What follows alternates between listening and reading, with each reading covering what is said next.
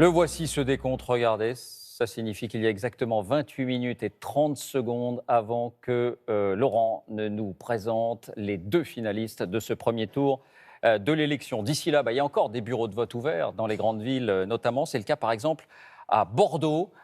Bonsoir Francis Mazoyer. Est-ce qu'il y a encore du monde à cette heure-ci autour des isoloirs ?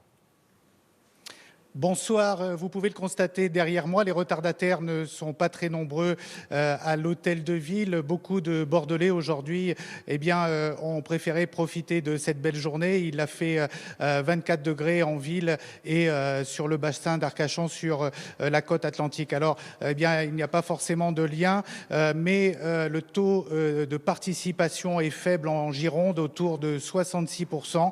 C'est 10 points de moins que lors de la précédente élection en 2012. Alors en arrivant à l'entrée de l'hôtel de ville, j'ai pu constater des contrôles renforcés. La police municipale ouvre les sacs, demande les cartes d'électeurs, les cartes d'identité avant d'arriver ici au bureau de vote. Et la préfecture, dans le contexte attentat, a mobilisé 750 gendarmes et policiers. Comme dans toutes les grandes villes, les bureaux de vote à Bordeaux vont fermer à 20h et Alain Juppé, normalement, devrait faire une déclaration dans la soirée.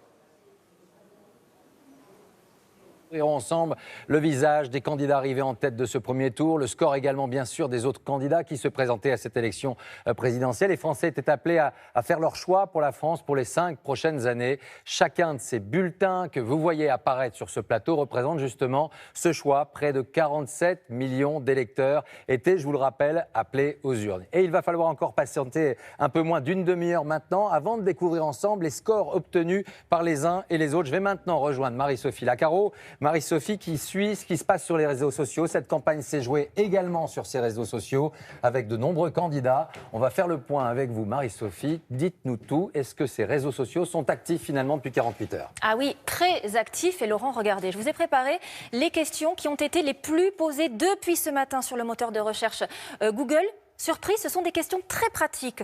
Comment savoir où voter ? Jusqu'à quelle heure voter ? Comment voter par procuration à la présidentielle 2017 ? Ça, c'est un peu tard de se poser la question le jour même. En tout cas, c'est bien la preuve que oui, les Français voulaient participer à ce scrutin. D'ailleurs, regardez, il se pose aussi cette question. À qui profite l'abstention ? En fait, en clair, si je n'y vais pas, si je ne vais pas voter, qui profitera de mon abstention ? Autre question assez remarquable, comment voter blanc ? On sait que de nombreux Français étaient indécis sur ce scrutin. Eh bien oui, encore aujourd'hui, dimanche, ils se demandaient « je ne sais pas qui choisir, je ne sais pas quel candidat choisir, comment est-ce que je vais faire ?» Ces questions, elles ont été particulièrement posées en Île-de-France et dans les Hauts-de-Seine, également dans le Rhône, en Ardèche et aussi en Corrèze. Regardez, nos voisins européens aussi, notre scrutin les intéresse. Ils se sont particulièrement intéressés à notre élection, notamment en Allemagne, au Luxembourg et aussi en Suisse. Marie-Sophie, les téléspectateurs peuvent trouver également toutes les informations sur les résultats de leur ville, de leur région. Expliquez-nous tout cela. Clairement, ça se passe évidemment sur notre site franceinfo.fr. C'est cet onglet que vous devez trouver. Là, vous rentrez le nom de votre commune, celle qui vous intéresse, celle où vous êtes né, celle où vous avez grandi, celle où vous vivez, celle où vous partez en vacances, c'est vous qui choisissez. Vous rentrez son nom ou bien un code postal et puis vous cliquez sur OK. Là, le résultat apparaît. Évidemment, je ne peux pas vous faire la manipulation puisqu'il n'est pas encore 20h et que nous ne pouvons pas vous donner ces fameux résultats. Ils ne sont pas encore officiels. En tout cas, dès que nous les aurons, dès qu'ils le seront, vous pourrez les trouver. Et ça se passe donc sur cet onglet sur notre site. Merci Marie-Sophie. C'est à vous, Léa. À tout de suite. Oui, Laurent. Alors que la fièvre des soirées électorales commence à monter ici sur ce plateau et dans les QG des différents candidats, on part tout de suite du côté de chez Jean-Luc Mélenchon. Alban Mikosi, vous êtes dans un bar du 10e arrondissement de la capitale. C'est là que Jean-Luc Mélenchon se trouve, au milieu de ses partisans. C'est là qu'il va prendre la parole. C'est exact, et pour être précis, je suis devant le bar parce qu'il y a tellement de monde à l'intérieur qu'on ne peut plus accepter personne. Et vous voyez derrière moi, il y a plusieurs centaines de personnes, peut-être 500, jusqu'à la gare du Nord qui se trouve au bout là, qui occupe l'espace. Donc il y a vraiment beaucoup de monde. Il y a une scène surréaliste il y a quelques instants. Jean-Luc Mélenchon a traversé la foule. Il a mis peut-être 5 minutes à faire 20 mètres. Donc il y a un enthousiasme. Maintenant, qu'est-ce que ça va donner au niveau des résultats ? Ici, on est comme ailleurs, dans l'expectative. Merci Alban, à tout à l'heure. Bien sûr, les estimations sont affinées en ce moment, mais vous connaissez la règle. Motus, pas un mot. Allez, on poursuit cette tournée des quartiers généraux. Il y a un an, presque pile jour pour jour, il lançait son mouvement. Peu de monde y croyait. Aujourd'hui, il joue les premiers rôles. Nous partons au quartier général d'Emmanuel Macron. Bonsoir Astrid Mesmorian. Alors, on parlait de 3000 personnes, dont 1000 journalistes là-bas, porte de Versailles à Paris. C'est la réalité ? Oui, c'est la réalité. Et je voudrais commencer par vous montrer ce petit cadeau qu'on offre à chaque militant qui arrive en guise de bienvenue. C'est un sac siglé aux initiales d'Emmanuel Macron avec à l'intérieur un pins et un t-shirt, de quoi peut-être patienter jusqu'à son arrivée. Mais ce n'est pas pour tout de suite. Maintenant, je vous emmène en tout cas dans ce cœur de salle qui se remplit de plus en plus et ce cœur de salle dans lequel on voit énormément de drapeaux français ondoyés. Il se murmure que 2 versions de discours sont en préparation. Un discours en cas de victoire, un autre en cas de défaite. Pour suivre cela, 1000 journalistes, dont 600 journalistes étrangers. C'est dire à quel point cette campagne passionne également en dehors de nos frontières. Merci Astrid. Un mot pour vous dire, vous l'avez vu à l'image, que Laurent Wauquiez est arrivé à France Télévisions. Il va nous rejoindre sur ce plateau dans quelques instants pour commenter les tout premiers résultats dans un peu plus de 20 minutes maintenant. L'un de nos très nombreux invités qui nous rejoindront donc sur ce plateau dans quelques instants. Là, c'est François Fillon qu'on voyait arriver. C'était François Fillon, mais on a, je crois, également aperçu Laurent Wauquiez. François Fillon, ça tombe bien. On part tout de suite retrouver Guillaume Daret qui se trouve au QG de François Fillon. Il est donc bien arrivé. Guillaume, qu'est-ce qui se passe autour de vous? Décrivez-nous l'ambiance. Eh bien, effectivement, François Fillon est arrivé il y a 10-15 minutes ici à son QG, en voiture, entré par le parking. Il y avait son épouse également dans la voiture. Il a rejoint ses proches qui sont ici à son QG. Il y avait une réunion à 18h30. On a vu un certain nombre de ténors des Républicains arriver, Gérard Larcher ou encore François Baroin. Ils sont en train de régler ce qu'on appelle, vous savez, les éléments de langage avant d'aller ensuite justement sur les plateaux de télévision. Ici, dans cette salle où je me trouve, ce sont les militants, vous voyez, qui sont autour de moi, qui sont en train d'arriver et qui attendent eux aussi impatients les résultats. François Fillon, lui, devrait s'exprimer vers 20h15, 20h30. Guillaume Daret, au QG de François Fillon. Laurent Delahousse, maintenant, vous nous dressez les CV des 4 derniers candidats à cette présidentielle.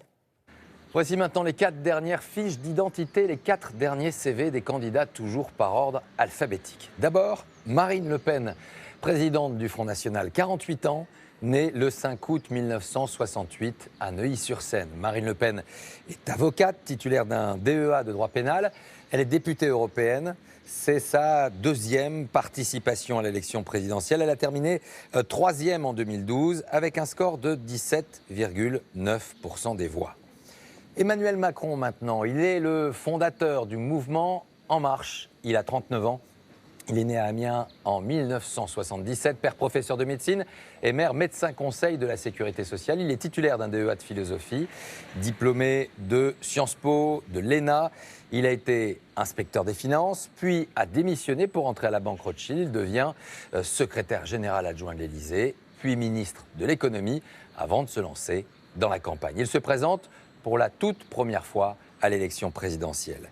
Jean-Luc Mélenchon maintenant, candidat de la France Insoumise, 65 ans, né à Tanger en 1951, père receveur des postes, mère institutrice. Il a été professeur de français, journaliste, dessinateur de presse.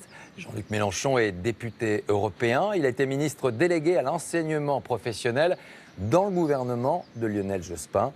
Il se présente pour la 2e fois à l'élection présidentielle. Il avait obtenu 11,1% en 2012. Enfin, Philippe Poutou, candidat du nouveau parti anticapitaliste, 50 ans, né le 14 mars 1967 à Villemomble en Seine-Saint-Denis, père postier et mère femme au foyer. Mécanicien chez Ford, responsable CGT. Pas de mandat électif pour Philippe Poutou. Il se présente pour la 2e fois. Il a obtenu un peu plus de 1% des voix en 2012. Voilà pour les CV des 4 derniers candidats. Bien, on évoquait Marine Le Pen. C'est incontestablement une soirée capitale pour elle. Depuis des mois et des mois, tous les sondages la donnent présente au second tour. Bonsoir Jean-Baptiste Marteau. Vous êtes à Hénin-Beaumont, à son quartier général. C'est là-bas qu'elle va vivre cette soirée ce soir. Comment se passent les choses? Quelle est l'atmosphère là-bas? Je vais d'abord vous montrer, David, regardez ces militants qui patientent encore alors que les portes de cet espace François Mitterrand ont été ouvertes il y a maintenant près de 3 heures. Mais des mesures de sécurité extrêmement importantes compliquent évidemment la donne. On met beaucoup de temps à rentrer, tout d'abord pour les journalistes, mais aussi pour les militants qui ensuite vont rentrer dans cette salle. Et c'est d'ailleurs là, dans ce bâtiment en briques derrière moi, que se trouve Marine Le Pen. Elle est enfermée maintenant depuis 3/4 d'heure à peu près avec ses plus proches collaborateurs, son directeur de campagne, David Rachlin, son directeur de cabinet, également le maire d'Hénin-Beaumont. Bref, entouré de ses plus proches avec une certaine fébrilité. On sent ici que les premières rumeurs qui reviennent sont absolument pas fiables et qu'il faut patienter. On entend évidemment plusieurs hypothèses et Marine Le Pen nous précisait qu'elle rédigeait là aussi plusieurs types de discours pour pouvoir s'exprimer dès que les résultats seront stabilisés, nous dit-on. Merci Jean-Baptiste Marteau chez Marine Le Pen, alors que vous voyez derrière moi l'arrivée de Florian Philippot au siège de France Télévisions. Lui également, il viendra nous rejoindre sur ce plateau pour commenter les tout premiers résultats dans un peu moins maintenant de 20 minutes. Ilia Melconian, vous êtes à la Mutualité à Paris. C'est là que les partisans de Benoît Hamon vont se réunir. Vous êtes à l'extérieur de la salle. C'est là également que Benoît Hamon va arriver. Est-ce qu'il est déjà là, le candidat ? Oui, Benoît Hamon est arrivé ici aux alentours de 18h. Il est actuellement avec sa garde rapprochée en train d'attendre les résultats. Alors après avoir passé une partie de l'après-midi avec sa famille, il a donc décidé de rejoindre ses militants et ses équipes ici à la maison de la Mutualité. Plusieurs centaines de personnes sont déjà à l'intérieur et un écran géant a été installé à l'extérieur. Un écran géant a été installé à l'extérieur. Ah, ça s'appelle... C'est le vide installé à l'extérieur. Une petite rupture de faisceau. Ilia. Laurent. Laurent, c'est à vous.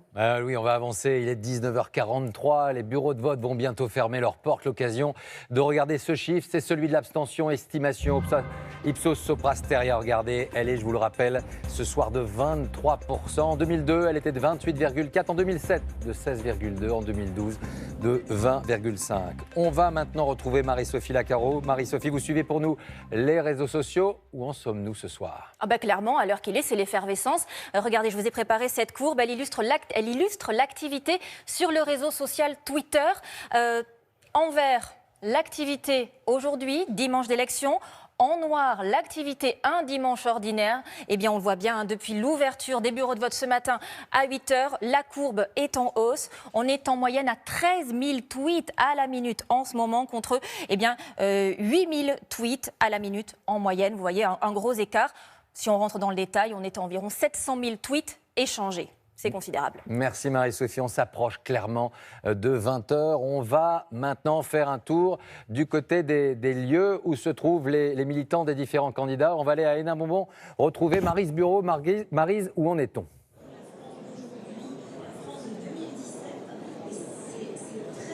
Oui, Laurent, dans cette salle, 1000 personnes sont arrivées à peu près. Mais comme le disait Jean-Baptiste Marteau tout à l'heure, elles attendent en fait patiemment à l'extérieur parce que les mesures de sécurité sont draconiennes. Dans cette salle, on croise les habitants d'Hénin-Beaumont, une ville très symbolique pour Marine Le Pen, les cadres du Front National, mais aussi des élus de la région lilloise. La fièvre de cette soirée électorale est en train de monter petit à petit et tout le monde attend bien sûr patiemment d'avoir ces résultats qu'on ne connaît pas pour l'instant. Marine Le Pen, elle, est toujours dans un bureau qui est situé tout près d'ici, en train d'analyser ses premiers résultats. Merci Maryse. Il ne reste que 15 minutes. On retrouve tout de suite Guillaume Darey au QG de François Fillon. Des militants qui attendent impatiemment les résultats, attendant de savoir si leur candidat sera oui ou non au second tour. Réponse dans 15 minutes. Absolument, vous voyez ces militants qui sont derrière moi, à mes côtés, devant France 2 d'ailleurs, le visage un peu dans l'attente justement, à savoir est-ce que leur candidat va ou non se qualifier. Ils sont de plus en plus nombreux à arriver ici. Ça met un petit peu de temps parce qu'il y a une grosse sécurité qui a été mise en place autour de ce QG. Comme nous, ils sont impatients de connaître les résultats, plus que quelques minutes. Merci Guillaume. Voilà, si vous nous rejoignez, il est 19h45 pile. Autrement dit, nous sommes entrés dans le dernier quart d'heure, la dernière ligne droite selon l'expression consacrée, puisque le résultat s'affichera sur vos écrans dans 14 minutes exactement. On connaîtra les deux finalistes derrière ces murs, derrière moi. Brice Teinturier et ses équipes sont en train de finaliser cette estimation qui vous sera présentée. Les chiffres pourront évoluer dans la soirée, au cours de la soirée, mais les vainqueurs seront désignés. Laurent.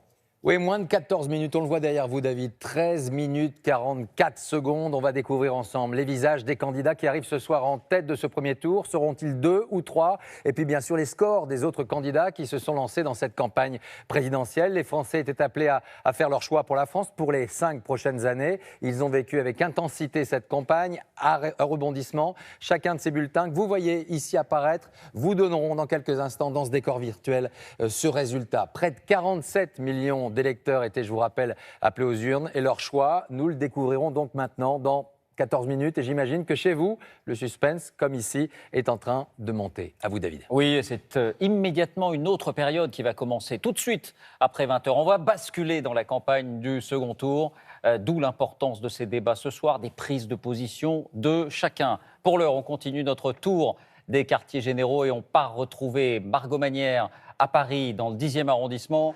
Tout à l'heure, Alban Mikosi nous racontait que Jean-Luc Mélenchon avait fendu la foule en quelque sorte, mais il y a beaucoup de monde autour de vous, Margot.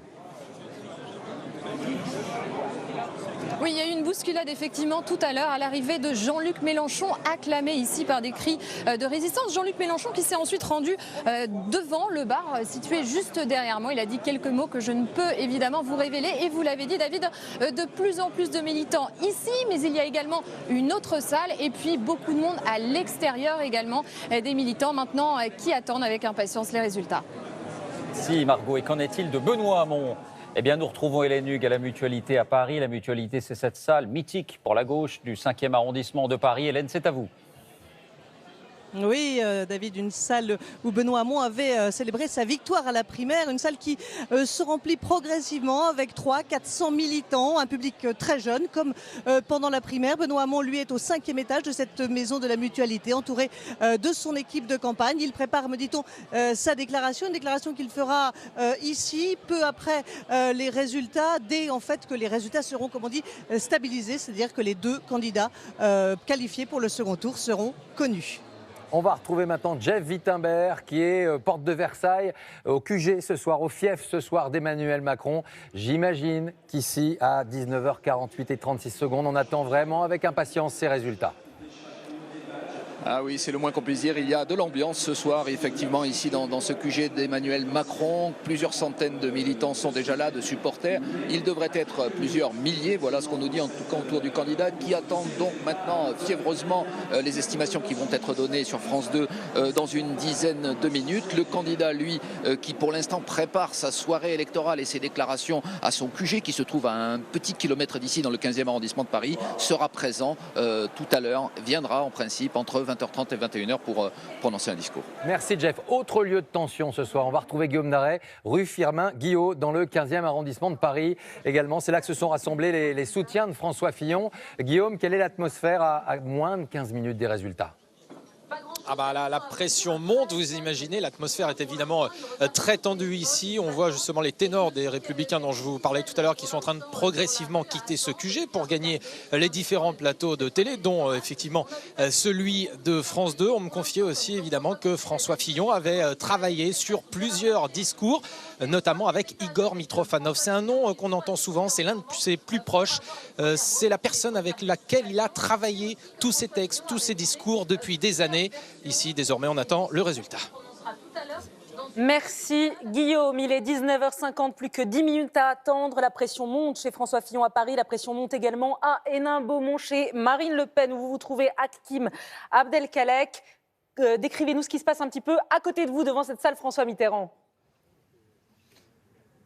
Eh bien écoutez, ce qui paraît incroyable, c'est qu'à 10 minutes, eh bien, des résultats, eh bien, certains militants du Front National continuent à venir et ne seront peut-être pas à temps à l'intérieur de la salle pour pouvoir voir les résultats en direct. Les militants du Front National continuent d'arriver de manière très importante. Marine Le Pen, elle, est toujours enfermée dans sa salle où, comme François Fillon, elle écrit plusieurs discours, elle planche sur plusieurs discours afin eh bien, d'anticiper toutes les hypothèses possibles d'ici 20h. Merci Hakim. On retrouve tout de suite Arnaud Boutet, rue de Solferino au Parti Socialiste. Le Parti Socialiste qui avait organisé, c'est sa particularité, un bureau national ce soir à partir de 18h30. Arnaud, qu'en est-il ? Est-ce qu'il est terminé ce bureau national ? Oui, le bureau national est terminé depuis quelques minutes. Il se tenait à huis clos ici au siège du Parti socialiste avec une cour fermée. Aucun militant, aucun sympathisant. Alors ce n'était pas le cas en 2012 et en 2007 où il y avait déjà des militants ici, où l'ambiance était, me dit-on, beaucoup plus festive. Alors les visages ont été relativement graves lorsque les gens sont sortis.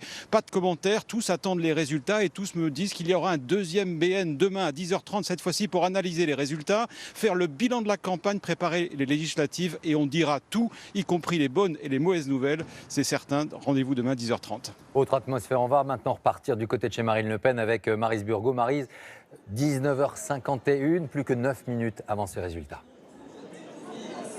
Oui, et cette fièvre électorale qui commence à monter dans cette salle, même si finalement la salle n'est pas remplie, tout simplement parce qu'à l'extérieur, il y a en fait beaucoup de gens qui ne réussissent pas encore à rentrer pour des raisons de sécurité. Ici, vous avez à peu près 1000 personnes qui sont rassemblées, beaucoup d'habitants d'Hénin-Beaumont, des élus qui attendent évidemment impatiemment d'avoir ces résultats. Vous voyez, tout le monde attend ici impatiemment. Merci beaucoup Maryse. 19h52, les enjeux de ce scrutin, les choses approchent. Nathalie, ça fait des mois qu'on vit cette campagne. On sent bien une tension qui est en train de naître. Il y a plusieurs options encore potentielles. Écoutez, oui, mais il y a d'abord une première chose, c'est le pari d'Emmanuel Macron. Est-il réussi? Il était le favori. Est-ce qu'il a réussi son pari? Deuxièmement, François Fillon était à la peine dans les sondages depuis plusieurs jours. Je vous rappelle que c'était une élection qui était réputée imperdable pour la droite. S'il n'était pas au deuxième tour, on peut imaginer que ça serait une sorte d'implosion chez les Républicains et que ça risque vraiment de chauffer. Troisième élément, jusqu'où Jean-Luc Mélenchon va-t-il siphonner les voix de Benoît Hamon? Et là aussi, il y a un risque d'implosion au Parti socialiste. Donc il y a deux partis ce soir dans lesquels ça va chauffer très fort. Dernier point, quel score pour Marine Le Pen? Je vous rappelle qu'en 2012, elle faisait 6,5 millions de voix. Là, elle était donnée au deuxième tour. On va voir jusqu'où elle monte. Donc, je vous fais simple, explosion du paysage politique ou non, mais probablement. Implosion des partis de gouvernement, sûrement. Donc, il y aura un avant et après cette nuit ou cette soirée d'enfer que nous allons vivre ensemble. Vaste programme, David. Nous sommes à 7 minutes tout juste de la fermeture des derniers bureaux de vote. C'est l'instant où chacun connaît le résultat, connaît les estimations, mais bien entendu, rien ne peut être dit. Et ce n'est pas forcément le cas des partisans de chaque candidat qui attendent. Regardez partout, c'est l'effervescence. En haut, à gauche, au siège, au QG d'Emmanuel Macron. En haut, à droite, de Marine Le Pen. En bas, à gauche, de François Fillon. En bas, à droite, de Jean-Luc Mélenchon. Partout, c'est une forme d'effervescence parce que, en quelques secondes, tout commence ou tout s'effondre après des mois d'efforts, des mois de travail. Ultime coup de sonde. Nous allons maintenant du côté de Hénin-Beaumont. Non, nous allons du côté du 10e arrondissement. Il y a énormément de monde autour de Jean-Luc Mélenchon, autour de ce café dont il a fait son quartier général, Alban Bikosi. Absolument, vous voyez autour de moi peut-être un millier de personnes. Ils chantent, on est la France insoumise. Alors évidemment, il y a des rumeurs, mais il n'y a pas encore de résultats. Mais ce qui est sûr, c'est qu'ils sont surpris de se compter aussi nombreux. Merci Alban. Direction Hénin-Beaumont pour quelques instants de température chez vous avec Jean-Baptiste Marteau. Jean-Baptiste, racontez-nous ce qui se passe derrière vous, en un mot. On sent clairement la tension qui est en train de monter ici à Hénin-Beaumont et la salle qui cache un petit peu son stress en reprenant des marines présidentes. On est chez nous, mais on sent clairement une grande nervosité, une grande tension parmi les militantes qui sont dans l'expectative et qui scrutent les écrans de télévision pour savoir de quel côté va pencher le vote des Français dans quelques minutes. 5 petites minutes et on va retrouver maintenant Guillaume Daret qui est du côté de chez François Fillon. Guillaume, quelle est l'atmosphère? Difficile de voir un petit peu les choses sont en train de se jouer en ce moment. Eh bien oui, regardez, ça y est, tous les militants se sont en quelque sorte attroupés devant les écrans de télévision afin d'attendre les résultats, afin de savoir ce qui va se passer dans quelques instants, parce que pour eux aussi c'est la fin d'une longue campagne. Certains qui étaient aux côtés de François Fillon depuis la primaire et même depuis plusieurs années. Eh bien, ce soir, évidemment, c'est le résultat de cette très très longue campagne. Pour Emmanuel Macron, c'est du côté de la porte de Versailles, à Paris, là où sont organisés traditionnellement les salons que cela se passe, que les choses se passent ce soir. Bonsoir Jeff Wittenberg, on voit les drapeaux. Vous nous disiez tout à l'heure qu'on distribuait des drapeaux à l'entrée, on les voit ces drapeaux brandis par la foule. On les voit évidemment. Vous imaginez bien qu'à 4 minutes du verdict, maintenant l'ambiance est en train de monter très fortement. Alors il y a une expression qui revient chez plusieurs personnes de l'entourage d'Emmanuel Macron. On est dans le brouillard parce qu'on attend les résultats, mais on est dans un brouillard serein. Alors on va voir ce que cela veut dire dans quelques instants. 3000 personnes sont attendues ce soir. Le candidat, lui, viendra parler à ses supporters dans la soirée, normalement vers 21h. Merci. Jeff Wittenberg, chez Emmanuel Macron, Maryse Burgot. Quelques mots encore de l'ambiance, de l'humeur derrière vous à Hénin-Beaumont, chez Marine Le Pen.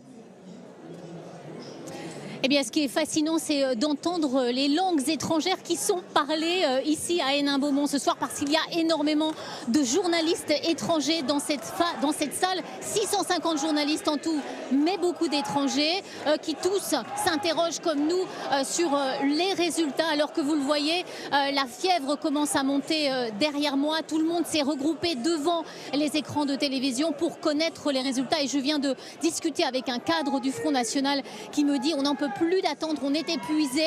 Dans quelques minutes, nous aurons les résultats. On l'espère. Merci Maryse, on n'en peut plus d'attendre. Nous aussi, d'une certaine manière, dans quelques instants, à les dernières images à l'extérieur, on retrouve Hélène Hugues, vous êtes à la Mutualité chez Benoît Hamon. L'ambiance derrière vous?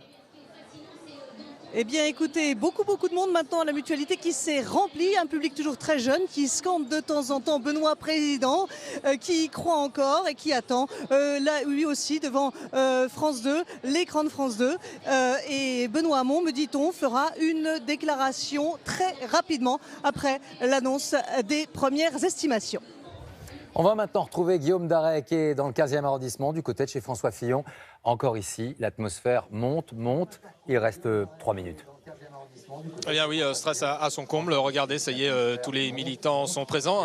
Un vieux militant gaulliste me disait il y a quelques instants qui attend ce résultat avec impatience et avec un stress qu'il n'avait pas connu lors d'autres élections. Ça, c'était l'image chez François Fillon. Une dernière image avec vous, Jeff Wittenberg. Un dernier mot avant les résultats chez Emmanuel Macron.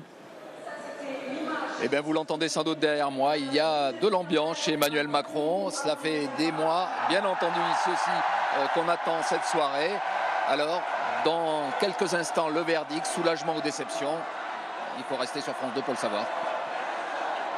Il est 19h58, passé de quelques secondes. Eh bien, nous y sommes. C'est le moment, c'est le dénouement. Les tout derniers électeurs sont en train de quitter les bureaux de vote dans les grandes villes. 4 favoris ont joué les premiers rôles jusqu'au dernier moment, mais dans quelques secondes, c'est une autre campagne qui commencera. Ils ne seront plus que deux candidats seulement pour ce second tour. Il y a eu les primaires. Alors vous découvrez les 4 quartiers généraux de ces 4 candidats qui ont joué les premiers rôles dans les sondages jusqu'au tout dernier moment. Il y a eu les primaires.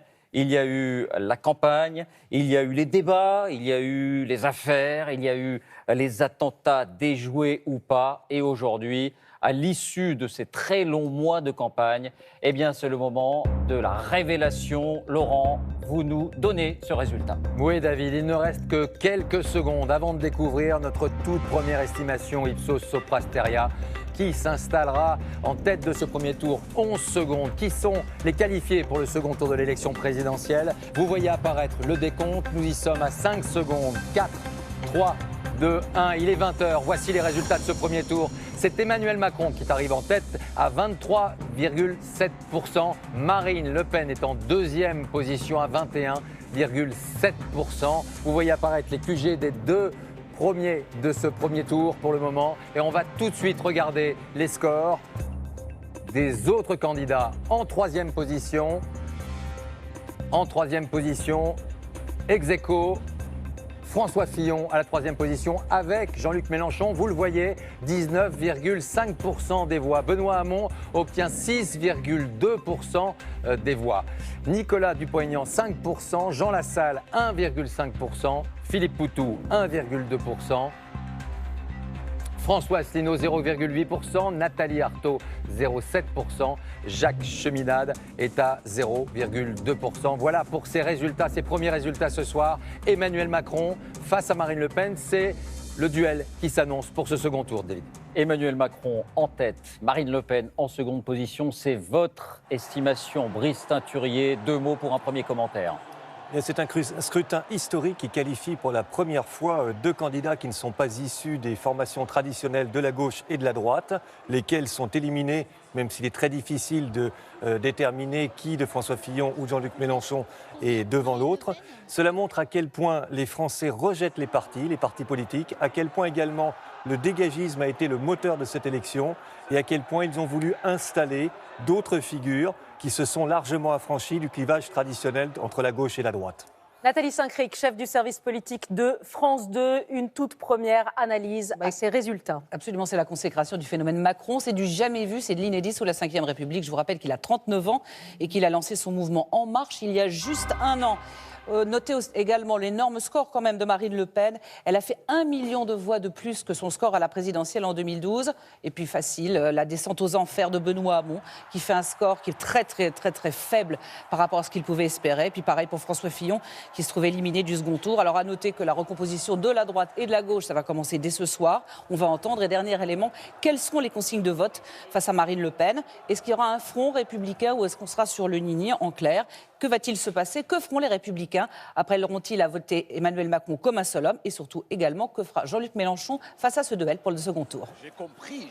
Justement, en tête de ce premier tour, c'est bien Emmanuel Macron et on a envie d'avoir cette atmosphère. Qu'est-ce qui se passe actuellement? C'est Jeff Wittenberg qui est là-bas, qui est sur place. Jeff, quelle est l'atmosphère du côté de chez Emmanuel Macron, porte de Versailles à Paris, avec cette, pour le moment, victoire au premier tour en tout cas? Eh bien, Laurent, c'est clairement une atmosphère de fête, vous l'entendez, lorsque le visage et le score d'Emmanuel Macron, qui vire en tête donc de ce premier tour, est apparu sur l'écran de France 2, que regardent ce soir les supporters d'Emmanuel Macron. Eh bien, ça a été vraiment un immense cri de joie que vous entendez derrière moi. Les « on va gagner », les Macron président fusent les uns après les autres. Il y a véritablement un très grand enthousiasme ce soir autour du candidat d'En Marche. Il y avait plutôt une bonne ambiance avant ce verdict. On sentait que la tendance générale de la soirée allait être bonne, mais finalement, il y a presque un soulagement maintenant que ce résultat est tombé. Merci Jeff. Et qu'en est-il du côté